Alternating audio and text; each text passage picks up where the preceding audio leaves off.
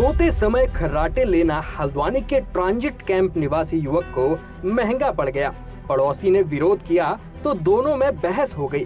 सूचना पर पहुंची पुलिस दोनों को थाने ले गई, जहां उनमें समझौता हो पाया। जानकारी के मुताबिक transit camp Azad Nagar ward 4 निवासी अक्षय मिस्त्री चाट पकौड़ी का ठेला लगाकर परिवार का भरण पोषण करता है। बीते दिन परिवार के साथ वह सोया हुआ था। नींद आने पर वह खर्राटे लेने लगा। खर्राटों से परेशान उसका पड़ोसी घर के बाहर आ गया। आरोप है कि इस दौरान उसने गाली गलौज शुरू कर दी। इस पर अक्षय जाग गया और घर के बाहर आया। बताया जा रहा है कि खर्राटों को लेकर दोनों में विवाद हो गया। इस सूचना पर पहुंची ट्रांजिट कैंप थाना पुलिस ने मौके पर पहुंचकर मामले की जानकारी ली और दोनों को थाने ले आई। वहां समझाने के बाद दोनों पक्षों के बीच समझौता होने पर पुलिस ने उन्हें घर भेज दिया। थाना अध्यक्ष ट्रांजिट कैंप भारत सिंह ने बताया कि सोते समय खर्राटा लेना कोई अपराध नहीं है। खर्राटा लेने को लेकर पड़ोसियों के बीच बहस हो गई थी। इसकी सूचना पड़ोसी ने पुलिस को दी थी। बहरहाल पुलिस ने दोनों को समझा बुझाकर घर भेज दिया। मेरा ऐसा है कि मैं रात को 11:30 करीब मैं अपने घर आता हूँ। उसके बाद अपने खाना वाना खा के अपने बीवी बच्चों के साथ सोता हूँ। सोने के बाद अब मैं रात को खर्राटे लेता हूँ।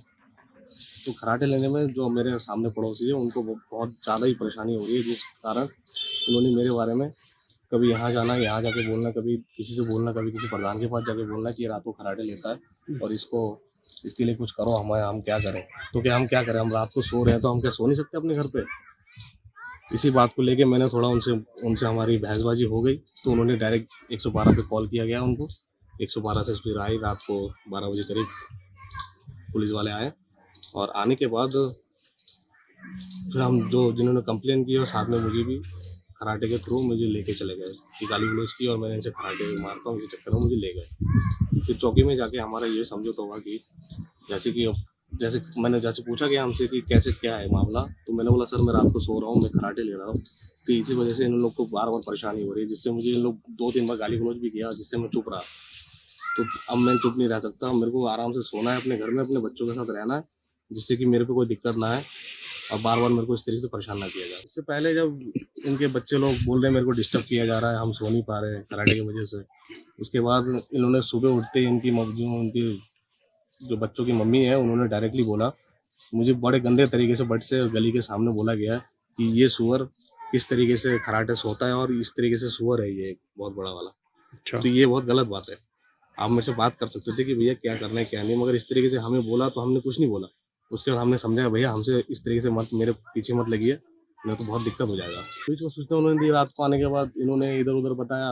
जैसे मेरे जानने वाले ट्रांजिट कैंप क्षेत्र में हर किसी को मैं पहचानता हूँ, हर किसी को जानता हूँ। उनके सामने जाकर अगर मेरी बेइज्जती करेंगे इस तरीके से, तो हमने भी थोड़ा बहुत उनसे बातचीत की कि हमारे साथ की हुई। फिर उन्होंने गाली गलौज की हमसे, हमने भी उनके साथ की गाली गलौज। तो उसके बाद उन्होंने पता डायरेक्ट 112 पे कॉल करके पुलिस को बुलाया गया। जब थाने गए थे, थाने जाने के बाद ये हुआ कि हम पहले खड़े रहे। उसके बाद हमारा जब बाद नंबर आया तो उन्हीं से पूछा कि क्या प्रॉब्लम है। तो उन्होंने डायरेक्टली बताया कि सर ये खर्राटे लेता है और हम सो नहीं पाते। उसके बाद बोले तो इसमें हम क्या कर सकते हैं? अब जो फर्स्ट उनको ही पता है, जो अपने सिपाही लोग हैं, बड़े भाई दादा लोग, उनको ही पता है कि खर्राटे में कोई दिक्कत नहीं है।